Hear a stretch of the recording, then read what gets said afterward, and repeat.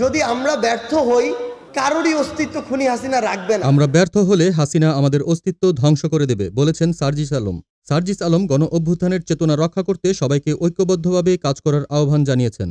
জুলাই শহীদ স্মৃতি ফাউন্ডেশনের সাধারণ সম্পাদক ও জাতীয় নাগরিক কমিটির সদস্য সার্জিস বলেন, হাসিনা ও তার দোসররা আমাদের ব্যর্থ করতে সব রকম চক্রান্ত করছে। যদি আমরা কোনোভাবে ব্যর্থ হই, তবে আমাদের কারোর অস্তিত্বই তিনি রাখবেন না।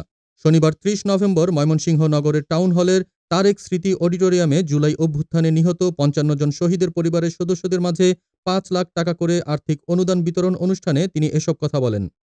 সার্জিস আলম আরও বলেন, চক্রান্ত থেমে নেই। আপনাদের দোয়ায় বেঁচে থাকলে শহীদ পরিবার এবং আহতদের সুরক্ষা নিশ্চিত করব। শহীদ পরিবার ও আহত ভাইদের কোনো দুর্দশা ভোগ করতে দেব না।